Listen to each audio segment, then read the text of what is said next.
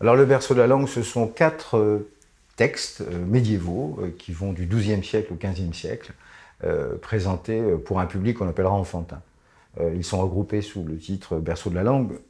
Ça veut bien dire ce que ça veut dire. On peut considérer qu'une langue, lorsqu'elle se constitue, elle s'est constituée pendant ce Moyen-Âge français, lorsqu'elle se constitue, elle appréhende un peu sa marche, elle trouve un petit peu son espace comme un bébé, et qu'au fond, elle jaillit comme ça, elle sort du berceau, et pour ensuite se développer au XVIe siècle, où on pourrait dire qu'au XVIe, au fond, elle prend ses aises et elle court.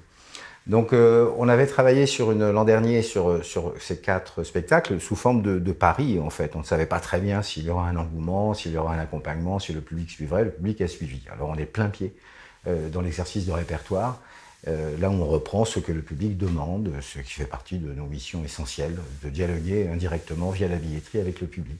Ce sont des spectacles exigeants au niveau de la langue, mais absolument gais au niveau de leur déroulement. On essaie de faire que la durée ne dépasse pas 1 heure, parce que après l'attention devient autre.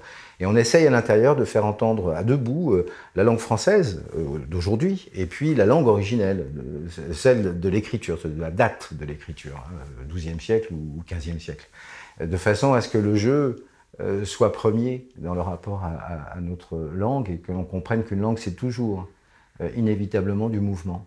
Aucune langue ne peut s'arrêter ou se figer dans un moment. Elle évolue, comme la nôtre en ce moment est en train d'évoluer. Voilà, donc c'est un spectacle qui demanderait d'ailleurs, enfin, on va dire plusieurs spectacles, mais un seul, du point de vue de son titre générique, qui demanderait sans doute d'ailleurs à se perpétuer, et puis ensuite à avoir un travail sur la langue du XVIe siècle, sur la langue du XVIIe, et la faire évoluer ainsi jusqu'à aujourd'hui.